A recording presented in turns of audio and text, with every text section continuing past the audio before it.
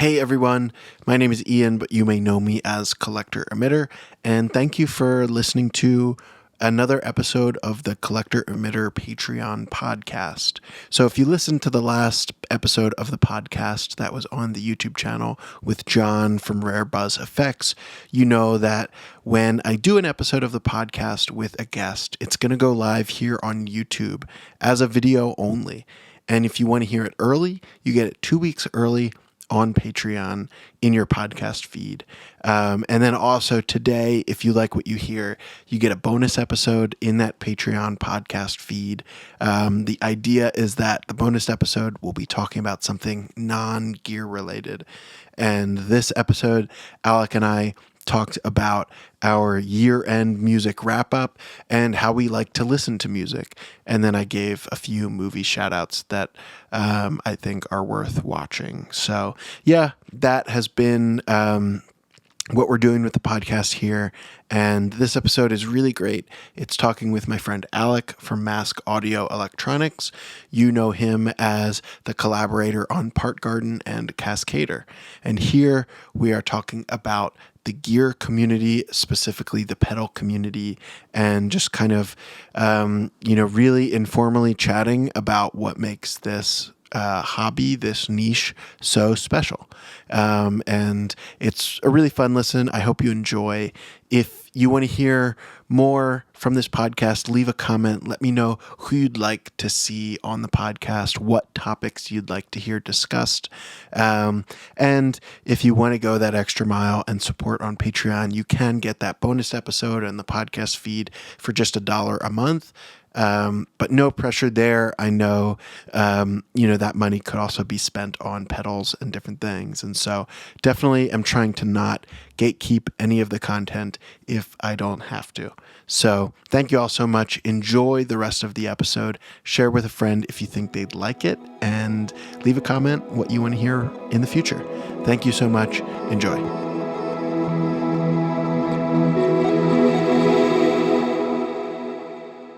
Hit that button. This should be the start of the episode, right?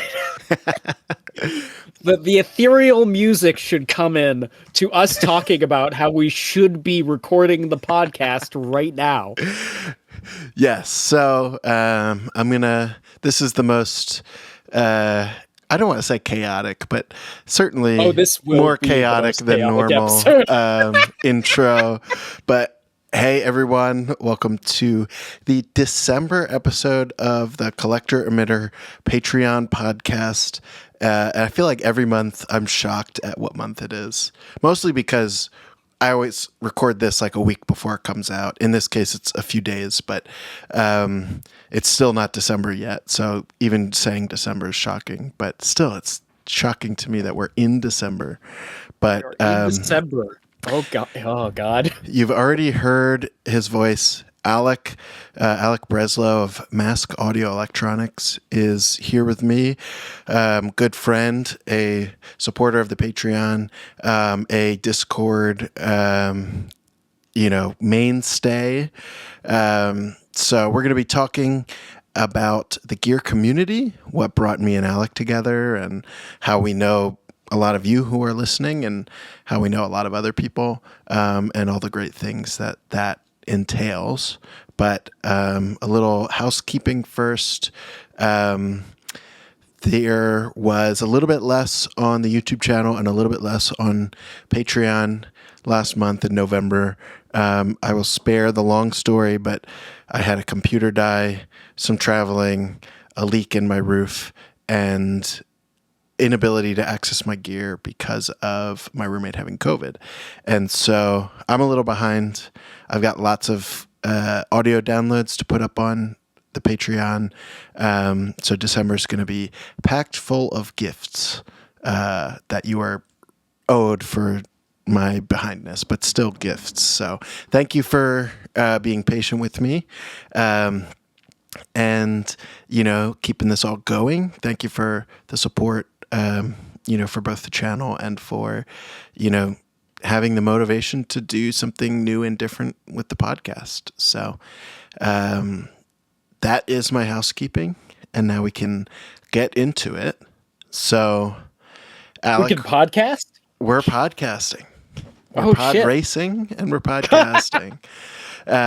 So right before, well, I did record. Maybe I can plop it in at some point at the beginning or the end. But right before we actually came in, as Alex said, with the ethereal music, we were talking about kind of what we will talk about. And Alec brought up superfluous gear posting, which I thought was the perfect place to start because that's where, as Alec pointed out to me, a lot of our connection, the CE Discord, kind of the community around my channel, a lot of that all stemmed from me being added to Superfluous Gear Posting, which is a Facebook gear group, if you are not familiar.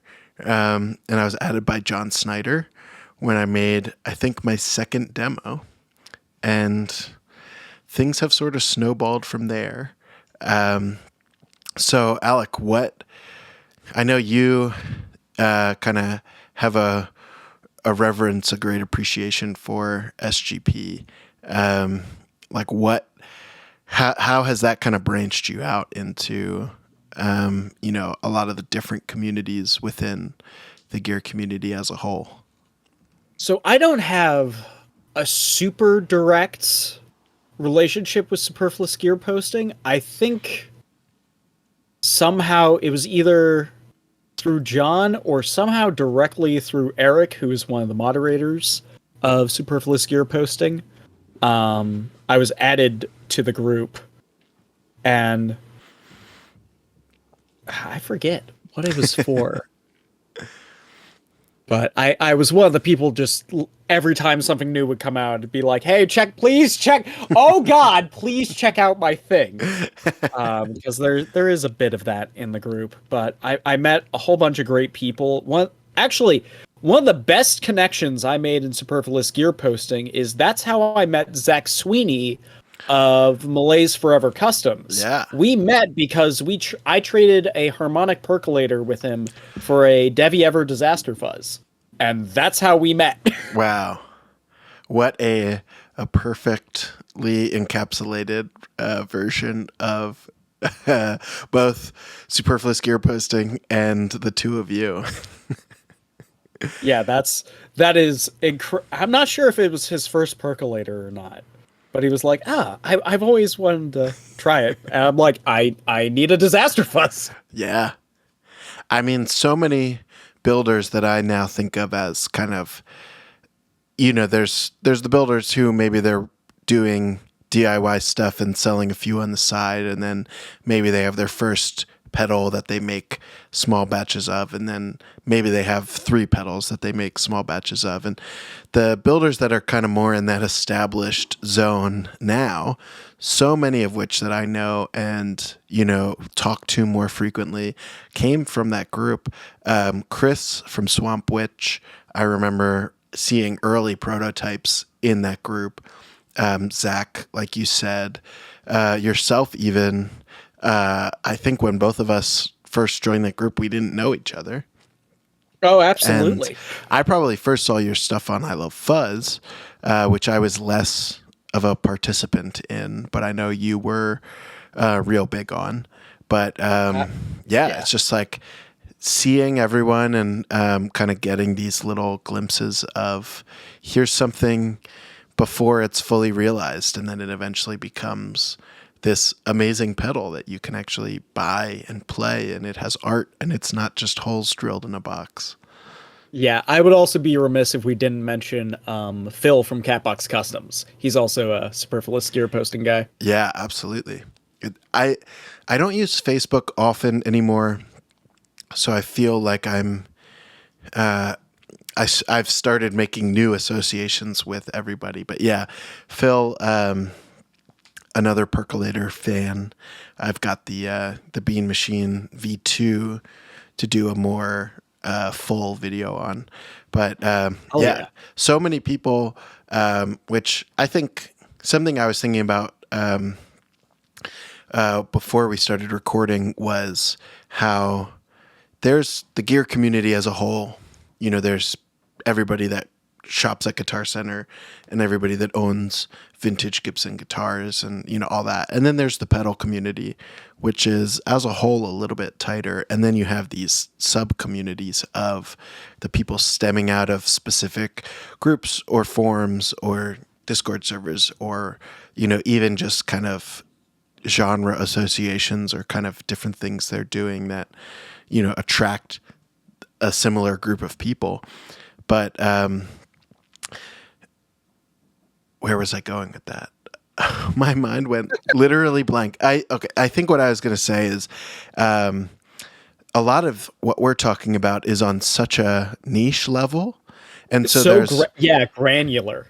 So there's I would say there's kind of the groups that you and I actively are, part of, the circles. We're very, from the super small to the medium pedals as a whole. You know what I mean? Yeah.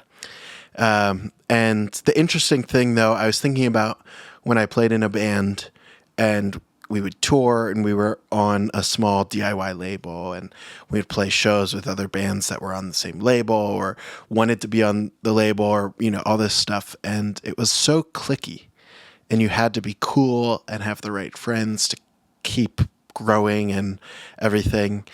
And the pedal world is just not like that. Everybody, even with these granular niches, everybody sort of knows about each other. Everybody talks and is kind of aware to a certain point. And it's just fascinating to me. Yeah, it's a lot more, speaking from a builder perspective, it's a lot more wide open. Where it's just you could be talking to someone who's been doing it and they'll just talk to you just fine. Some people, very rare exceptions. Most people will bring you in and be like, okay, do you need help? What can I help you with something? Right. Which is a very rare thing. That there is so much crosstalk across different levels.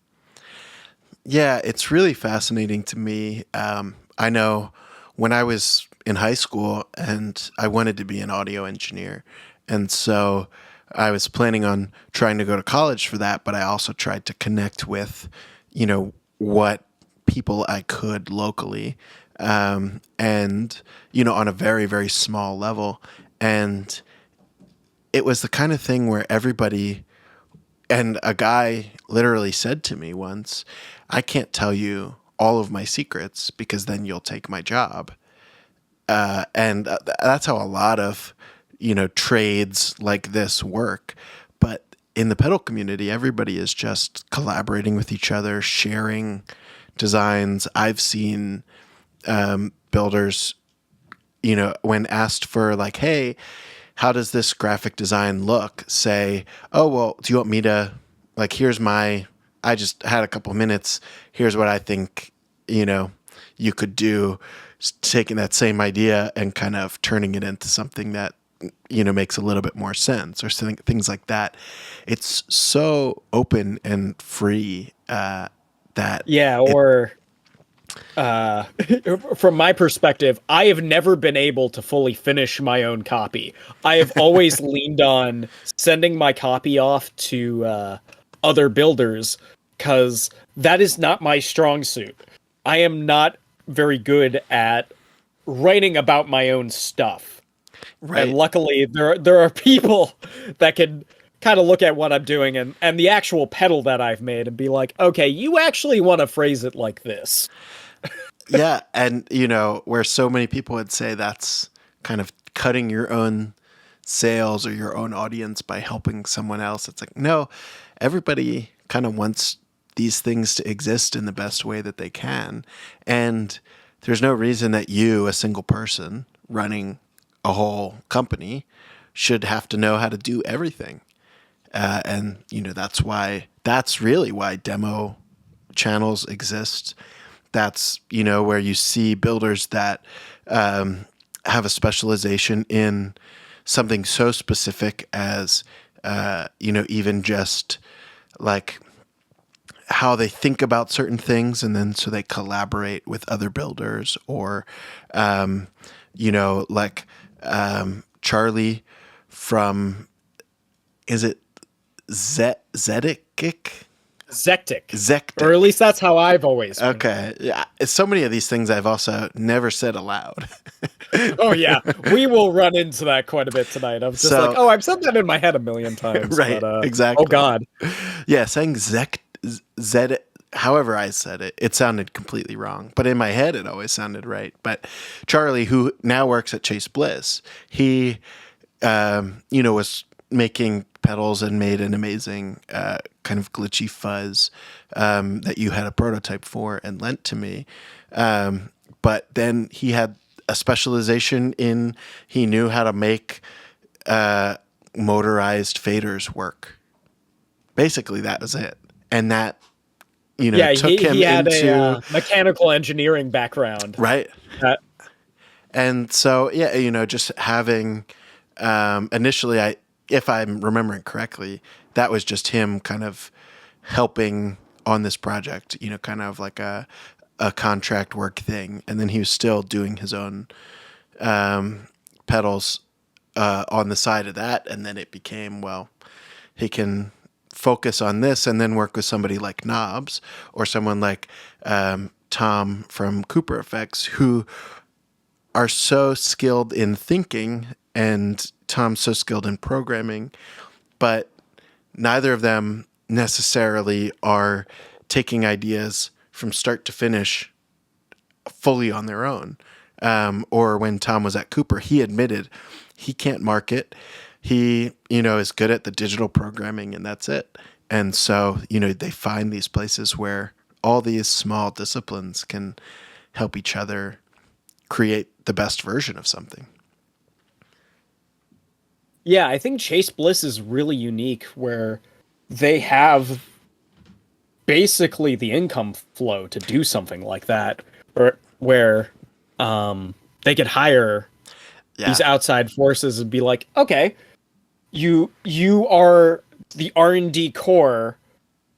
Joel has set up the framework of what is Chase Bliss, and they can kind of just poke and prod and continue to expand out basically Joel's vision. Yeah. I'm really interested to see, with Tom on board now, where that goes, because Tom is such a powerhouse in digital design. And I know Chase Bliss has really moved away from the analog stuff. Right. But with someone who's so skilled at DSP, how that could be pushed forward. I cannot wait for it. Because I know Tom was working on a looper at the end of Cooper that never made it to market. I'm wondering if that'll ever come out under the CBA banner. Yeah, I really wonder what of those ideas. There are a couple things. And even, I know he said he doesn't necessarily want to do recreations of every Cooper pedal, but he had a lot of ideas when he showed me the original Outward prototype at NAMM a few years ago, or Outward V2, I should say.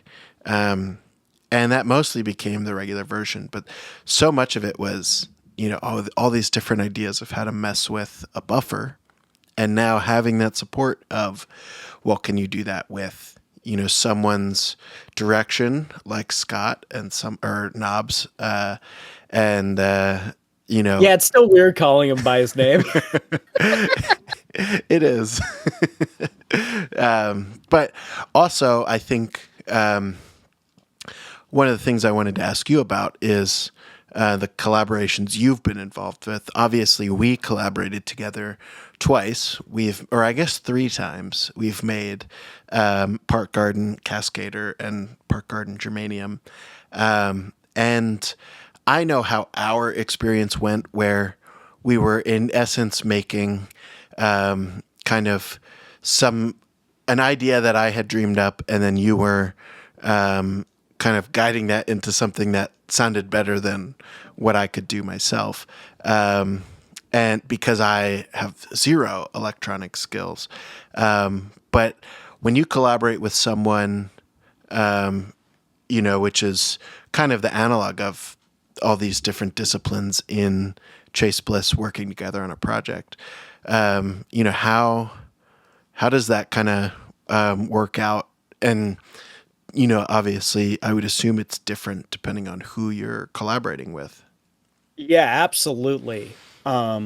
Each collaborative project ends up being wildly different. So, I guess I can kind of elucidate on the two big ones, or at least probably, yeah.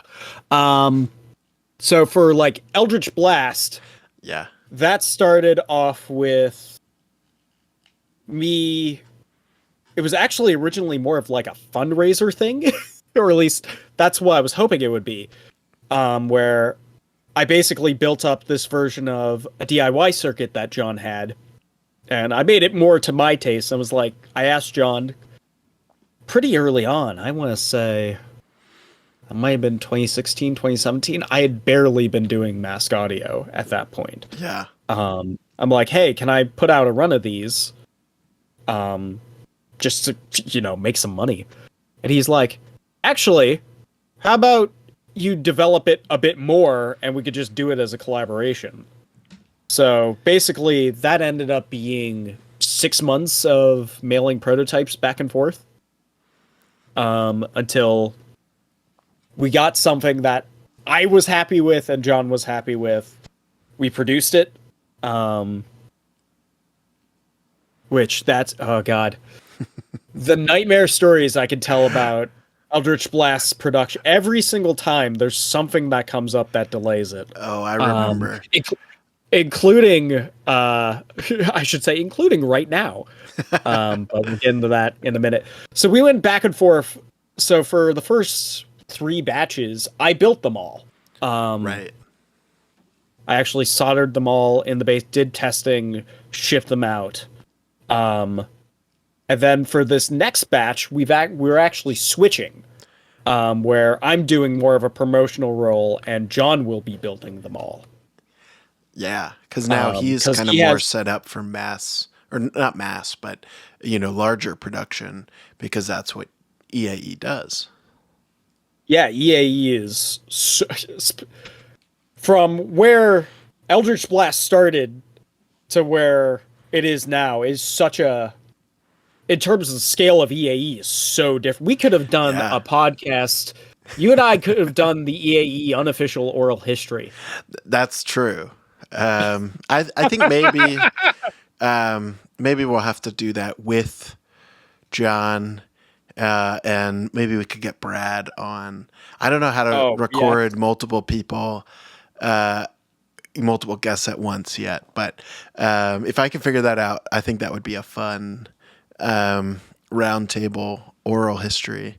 But yeah, I mean, I remember the difficulties with the first batch because I got mine to do a demo the day they released, and I think I filmed and edited and posted the demo within like 2 hours. An insane job. It was so rushed, and they had sold out by then.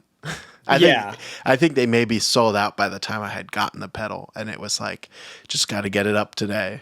Yeah, but it was something that was ridiculous because I overnighted that pedal to you, and it didn't actually get overnighted. Right. That was one of the most angry I've ever been. And then right now, Eldritch Blast is in limbo of. It was basically sitting at John's current contract manufacturer for there was some part that we just could not get. It sat in limbo. It was paid for, and we couldn't do anything about it. Yeah, that's the current struggle. That is the current struggle. The modern day struggle. And then in contrast, it was a lot more direct for my collaboration with Pinebox Customs Fever Dream, where basically Jordan was I should take a step back before that.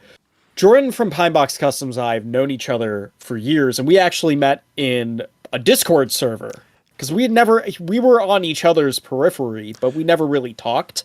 Yeah. Until we joined that mutual Discord server. And then he started doing enclosure stuff because I needed there was no one doing a medium amount of enclosures. And I've always liked having enclosures screen printed. And Jordan was doing that. So we had that pre-existing relationship, and then we'd always thrown different ideas around that we should do a collaboration. There are like 2 other Pinebox Customs Mask Audio collabs that have just never gone anywhere. Specifically, we wanted to do dueling blues drivers, which is still a thing I really want to do. But still just hasn't gone off the ground. But Jordan texted me, literally he pitched me all of Fever Dream all at once. He wanted like a crazy synth filter with a CB radio input.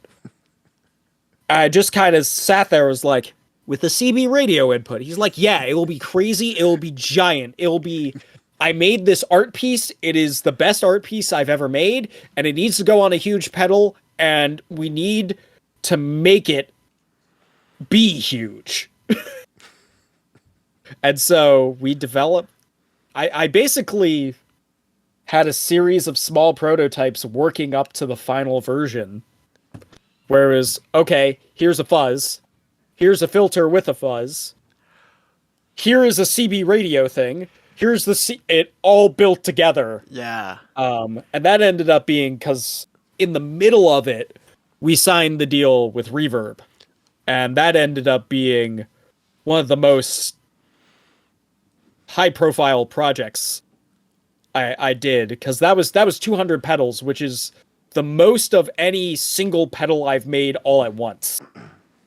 So it was basically 6 months of every day working on a pedal. It was crazy. And then Ham was born out of Ham, which we just released like 2 weeks ago at this point, was basically born out of the day before Fever Dream launched. Jordan was like, hey, we should just put out a CB radio thing. I'm like, dude, we're launching this thing tomorrow. He's like, no, we can put it out later, but I think we should call it Ham. Here's the artwork. I'm like, well, okay, I'm sold, because, Ham's good. Ham's good. Ham's good. Should we explain Ham? No, we shouldn't explain Well, what I was going to say that, it's interesting.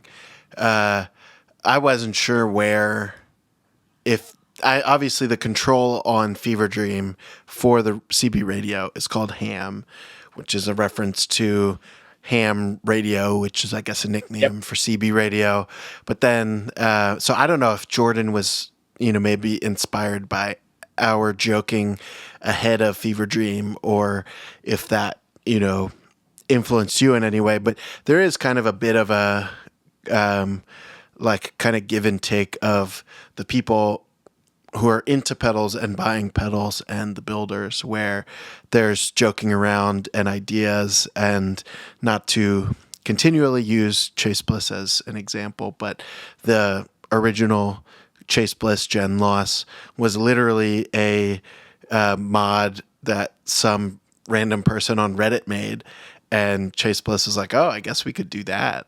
And, there's like a give and take, which, you don't have when you're buying Fender products or, any large brand, even Electro Harmonics and Boss, when you get to that, or at least I guess Boss is kind of, there's newly some conversation going. They were bullied into making the HM2, but yeah, that is the correct way to put it. My point is, there's, it's kind of, nice that there's this back and forth, and you're not making pedals in a vacuum, both on your own and also, in your collaborations. There's still, people latched on to this CB radio thing and the ham joke. So should we just do a ham pedal? Yeah, absolutely. I never told Jordan about Ham's Good. He just started getting the influx of Ham's Good. I was like, is this what is this? Do you know what Ham's Good? I'm like, Ham's good, dude. What do you want? It's good. Should we do a Ham's Good shirt? Oh God. Yeah. Yeah, we could probably do a Ham's Good shirt with like a stylized like 1930s like block cut ham. Yeah. Oh, okay. We'll talk later about this. But yeah, so for those of you who aren't in the Discord, Ham's Good. We just started saying Ham's Good. I don't really know where it came from besides Came the from name someone from the knob. accidentally. Yeah, it accidentally came from someone's like weird. I left my phone in my pocket on Oh, voice to right. text, and then ordered deli meat. Right. It And was we a all Craigslist email. And so Oh it yeah, was that like, someone in hey, our group actually got. hey, I want to buy this pedal. And then the response was going to the deli and saying, Ham's Good. Right. It was oh, it's an incredible email. I forgot But yeah, about we that. just latched on to the phrase "ham's good" because ham's good. And then Fever Dream came along. Now ham's a thing. And Ham's Good lives on. And he's being good. So yeah, it's cool to see how like both of those collaborations, you're bringing something different to the table, and even knowing the collaboration obviously that we did and the collaboration you did with ADD pedals, and kind of seeing your collaborations along the years. It's so interesting to see that, when you work with someone else, and I guess it's like this in any medium or any, area, but you can bring what you're good at, but that doesn't have to be the same thing every time. There are builders who are skilled at different things. And so you can go to John and say, it starts as this one thing of, can I essentially make a modded version of your DIY circuit? And that turns into you being the marketing person for, this pedal that is essentially co-designed homage to both of your, kind of boutique pedal interests. Yeah, absolutely. Or just having different, like I am quietly much more prolific as a PCB designer than I am any collaborator. Right. Well, that's how I first knew you, through, I think the first pedal that you were involved with that I demoed was the optical ring. And then probably even Eldritch Blast before I actually demoed. I don't know what the first pedal of yours I demoed was, because it wasn't a Black Math. It was not you were very late to the Black Math train for Yeah. whatever reason. Well, because you knew my tastes. Yeah, and you don't like Big Muffs. You waited until I could understand. I literally, minutes before us sitting down to record, was talking to my roommate, and he asked if I had any Big Muffs, and I was like, it's a little complicated. Still got a Civil Math laying around. Yeah, I've got a Civil Math. I think I have others. I don't know. I got to dig through the pile. But even the Civil Math it's a Big Muff, but it's not kind of the typical Big Muff sound, which is what latched me onto it more. But yeah, I think, and also in conversation with John Esterly from the last podcast, yes. It's really about controlling that. A lot of Big Muffs are fuzz distortions. They ride that line. Right. And my thing with Black Math has always been, it is a fuzz. Yeah. It pushes over that line, that saturation line, that line of compression, where it is more spongy and compressed. Where I don't think anyone would describe either of the maths as a fuzz distortion. It is firmly in the fuzz camp. Whereas I had an interesting conversation with Corey from Fuck Yeah FX Pedals. where I finally, after years, tried the musket fuzz, which is one of his favorite fuzzes. Right. And that was so strange because the musket is the blackout effector's musket is a very similar in concept where it's expanded and boosted Big Muff. But that was strangely the distortion version where it firmly went into like just a big distortion and you just use the boost to just basically get like bigger and bigger shoulders. It was very hunch. Yeah, it felt so stiff, like a distortion. It had no sag to it. It was just big, where you can make black math or both maths small, but they're still fuzzy, if that makes any sense. Yeah, it's in the way it breaks up, and which Yeah. I can't exactly quantify either. That will be saved for our future tackling of what fuzz is. But that's not the current conversation, so we don't have to worry about it right now. I will say, kind of, moving on from the collaborations, since you mentioned Corey, I know a lot of, like we've talked about kind of our connections from superfluous gear posting, but both of us have so many, it's just people that you pass along the way on some social media and then keep seeing them and keep, commenting on their stuff or whatever. And then you just know that person. And, Corey, of course, that dates back to Pedal Tumblr, which was a whole different thing. That's how both of us know John from EAE.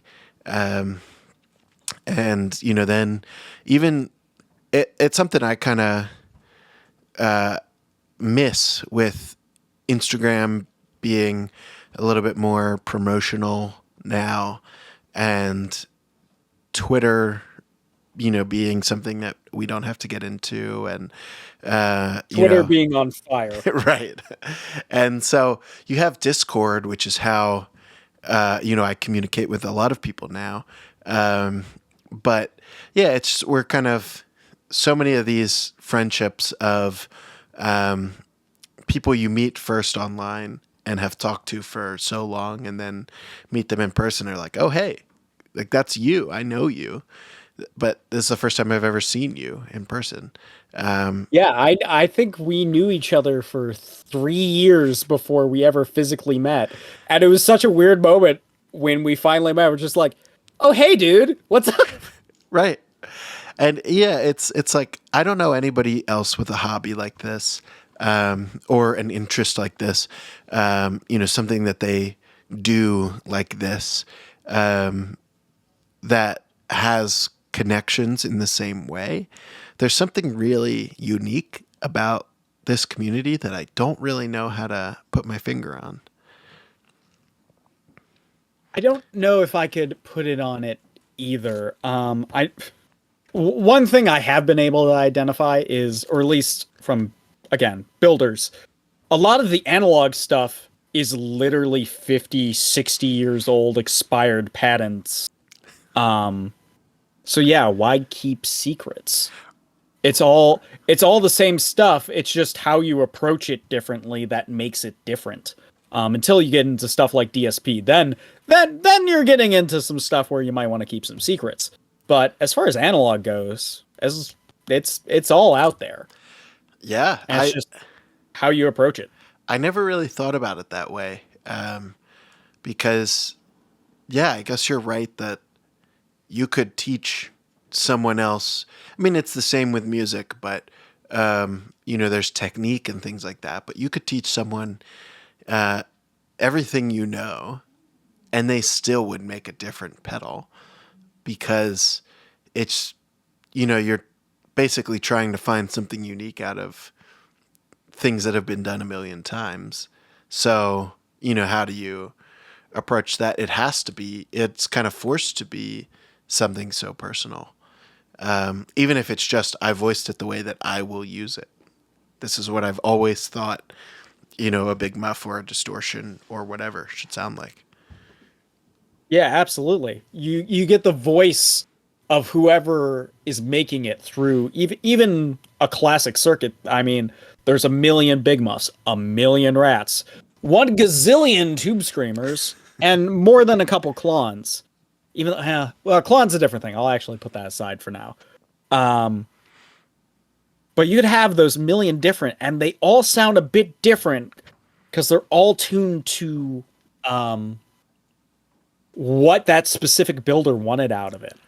I have the Apex by Wonderful Audio Technology, which is so great. It is technically a rat, but it does not live in that rat zone. If you crank it all the way up, doesn't compress in the same way. It has that kind of stiffness about it. Which and it does like a medium gain rock sound very well, which is not something I at least associate with a rat. Right. Yeah, I haven't played the Apex or anything from Wonderful Audio Technology, but yeah, that's something I see a lot with rat variations because the rat is so simple. It's just a straight ahead distortion. I guess same with, you know, the Distortion Plus or DoD 250 in a way. Not that the rat is the same as a 250, but you know, in idea, a distortion is a distortion. But when you make that tiny change, that makes it feel completely new. Like the Nepenthes is. I always, when people ask me what's your favorite rat, I say, well, the Nepenthes, but it doesn't sound like a rat. If you want a rat, you should get something different. And I'm so glad you brought up the Nepenthes because it's almost not a rat. It is, if you zoom out of the schematic, it's like, okay, that kind of looks, and then you zoom in and go, wait, what the fuck is that? It is similar, the Opernchnicki by Electro Foods is very similar, where it's like, if you zoom out, it might look like a big muff. Then you zoom in, it's like, oh god, this really isn't a big. But there's so much.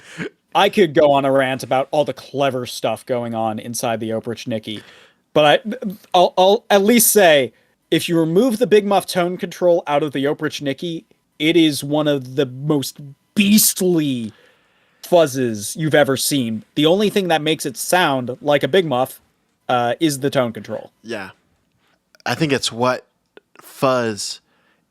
makes fuzz so fascinating to me, because there's so many pedals that are essentially stemming from a handful of pedals from, you know, the 60s or whatever, whenever these original ideas started coming.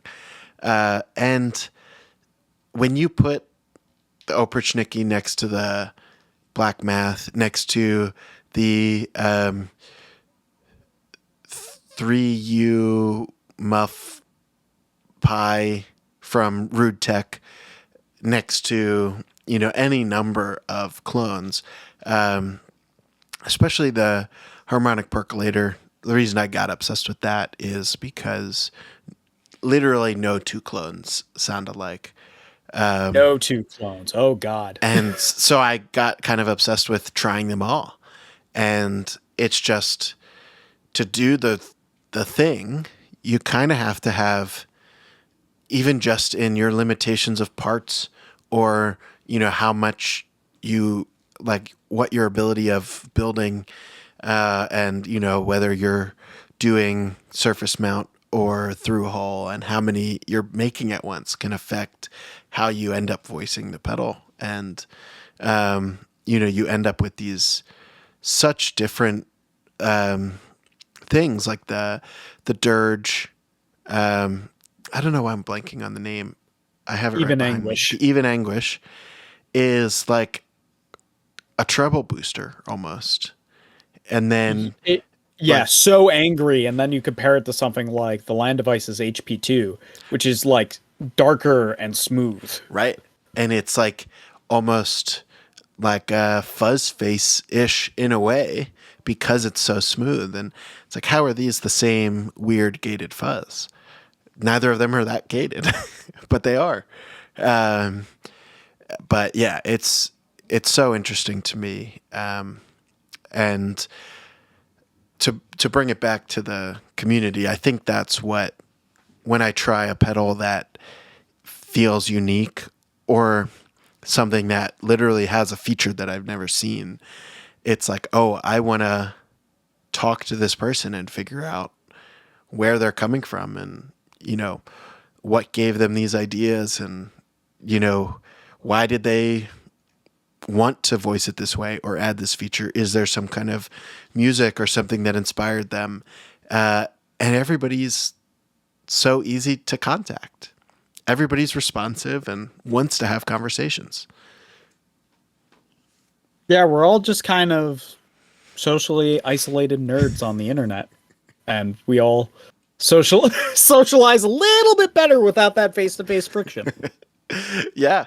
And it just creates this kind of like 1 in a million community where everybody is just interested in this same nerdy thing and just wants to talk about it and do it and try different pedals. And it's amazing to me that builders are buying each other's pedals so often. And I talk to other people who make demos and, they're getting pedals to demo or they're buying like the newest pedal that kind of has some interest around it so that they can put a video out. But then they're also, and I do this, I'm probably the most guilty of this, just buy things. It's like, oh, I just want that, or I want to support this person. And, there's no real, I don't necessarily need this pedal, but it's fun and you get to support an actual person on the other side of the computer. Yeah, absolutely. It's a weird kind of mutual aid network. Yeah. It's you helping your friends. That's a really amazing way to put it. I mean, some cases it does actually. There have been cases where, in particular, because it's very recent, Michael from Foul Sounds had a very large medical incident. He had, I think he described it as an optical stroke, and went blind for several days, and had a very large medical bill. And he basically reached out to the gear community. He was like, help. And he was blown away by the response that he got, which, I don't know, very, very giving community when one of our own needs help. It really is. It's incredible. And we've seen that before with other people in different circumstances, medical and other, financial issues. Or even someone that's just like, hey, this person's kind of going through a weird time. Let's do something special for them. And, it's, so we have in the Discord a secret Satan that you organize every year. And last year, I had the weirdest, I don't want to say worst, because there's certainly people who have had worse times than me, in many different ways. But I had the weirdest kind of last few weeks of the year where I live in Brooklyn and everybody in the city got COVID, and I weirdly didn't. And so when I found out that my roommate had COVID and my girlfriend had COVID, I said, okay, I tested negative, so I'm going to leave the city earlier than I was planning. I'm going to go to my parents' house, isolate in their house from them, just so that I don't, contaminate them just in case. But I also don't have more risk of getting sick. And then literally the day that I was free, got my, was at the end of the period and tested negative, my brother came to visit and had tested negative that day. And so it was like, now I had another waiting period, and it was like so isolating. And in the middle of that, I got my Secret Satan gift from the Discord, which was a pedal from a brand that I had never tried before. It was kind of a one-off Acorn Amps fuzz that just sounds amazing. And it was homemade gingerbread cookies from Andrew. I think his last name is Span. It's Spandrew in the Discord. And it was just like a really nice note, homemade cookies from somebody I've never met. And then this really thoughtful pedal. And it was like this little thing of somebody I've never met on a Discord server, made me feel less isolated in, a time that was just odd and kind of, it was like the perfect thing of, hey, we're all connected even when we're not actually in the same room, or even if we've never actually met. Yeah, absolutely. Who did I get for last year's Secret Santa? I got our good old pal Nish. Oh, really? Which that was very interesting. So the person I got for last year's, now we're getting real granular. The person I got for last year's, that was super strange because I used to live physically very close to him. He was Right. 2 towns over from where I lived in Michigan. We actually hung out a couple times before I moved to where I am now in Pennsylvania. And he absolutely got me. There's a brand of chips made in Michigan called Better Made. And I opened up this package and got a thing of Better Made. I haven't had a thing of Better Made since I left. And it just got me right in the feelings. And he wrote me an incredibly nice note. And got me a Debbie Ever pedal that I didn't have. It was a lot. I was filled with emotions. And yeah, just we would not have known of each other had it not been for the Collector Emitter Discord. Yeah. I found out, local people when I was living in Philly, when I first started doing the channel. I met pedal friends and Electro Foods and Champion Lecky and, just so many people in Philadelphia and the surrounding close, why can I not pronounce this word? Close-ish area, just through Facebook and Instagram. And, same in New York. I've, met a few people just from, running into them and like, hey, wait, do you make these demos? It's like, yeah, actually. And sometimes they're friends of friends. And, it's just interesting how It's a everything's smaller connected. world than you would think. It is. And to kind of at least encapsulate my thoughts, and then I'm happy to hear anything more that you might have to say. But I used to see a lot, I think this changed a bit because of COVID, but I used to see a lot people saying, how do you meet people in your area that are into this thing? And the answer is really, you don't. You meet people online, and then sometimes they just happen to be really close. And then you have that extra special connection where maybe you can hang out. Or like Alec and I have done, sometimes you just are passing through an area and you say, let's hang out. And, you have those connections because of this kind of larger community. It's really interesting, and it's something that I'm glad that we have with this hobby, because other hobbies that I've done in the past and that I do now don't necessarily have the same communities. But just even in any case, but especially here, sometimes just leaving a comment or sending a message and, asking whatever question you're wondering, or just saying, hey, I really appreciate your stuff. The music you post, it sounds really cool. That is all you really need to do to make a connection and, a new friend or somebody to talk about pedals with, or, whatever. It's something special. Yeah, absolutely. I think the moral of the story is, yeah, just talk on the internet. if you get out of the headspace of lurking or kind of not that it's a bad thing of passive engagement, but if you actually actively engage, especially in this community, you will find so much more given back to you. Right. Yeah. And I And struggle with sometimes that. you end up with cookies. Or chips. I struggle with that on Discord. And I'm in so many other Discords for podcasts I listen to and film photography Discords and Game Boy photography Discords. And you literally just have to jump in and say, like, hey, here's my thing, or respond to something that somebody else said. And you just keep doing it. And so I'll use that as an ad for the Collector Emitter Discord, which if you're not in, you should join. And we just talk sometimes, and we don't always talk about pedals. We talk about other things, and you don't even have There's to say a lot anything of if you nerds don't talking want. about film gear.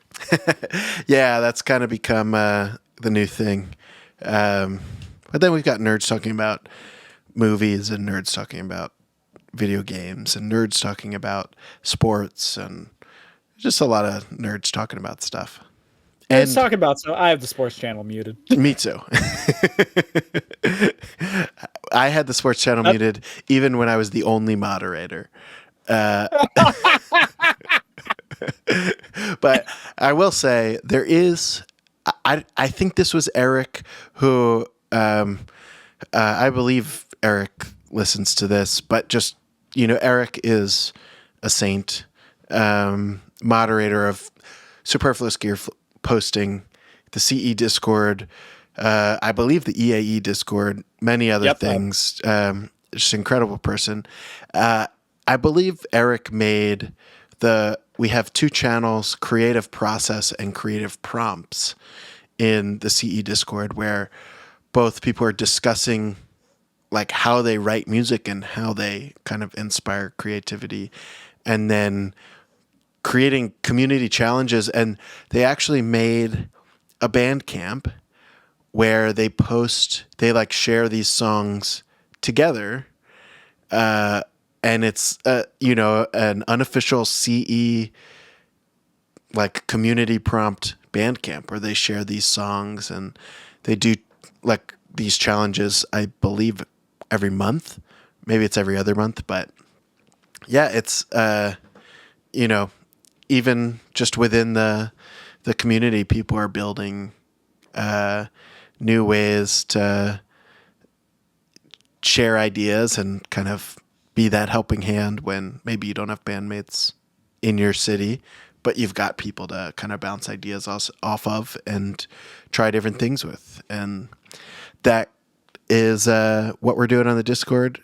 And I'm sure you can find that in other Discords too, because that's just what the pedal community's like. But you should definitely join ours. Come on. Yeah, I'd say you should join ours. But yeah, so that's it for, we're kind of hitting coming up on an hour. So if you've got any final words about the pedal community, you'd say them now. If not, you could tell people where to find you, plug your stuff, anything they should keep their eyes out for.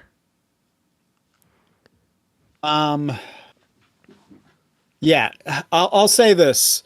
We're going into uncertain economic times. I know things are hard for everyone. But keep in mind your full-time builders and support them as much as you can. These are people that are keeping their dream alive, keeping themselves and sometimes their families fed with money from pedals.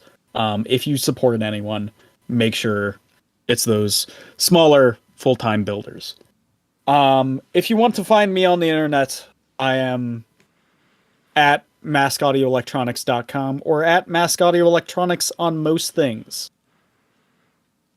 All right. So if you are listening to this on Patreon, then in 2 weeks, you're going to have a bonus episode of Alec and I talking about something that I don't know what we're going to talk about yet. I don't know either. If you're... don't take that as a prediction of the quality because it's going to be good. It's going to be great. But if you're listening to this on YouTube, you can listen to that bonus episode right now if you go support on the Patreon. If you don't want to do that, that's totally okay. I don't want to pressure anybody, which is why I make this available on YouTube as well. So yeah, that is going to do it for this episode. So thank you to Alec for joining me and talking about the gear community and coming up with this topic. So I really appreciate it. And for everyone listening, thank you for your support. And maybe leave a comment, join the Discord, and let's talk about whatever we want to talk about. So thank you, everyone. And we will talk to you later. Thanks. Hear the ethereal music!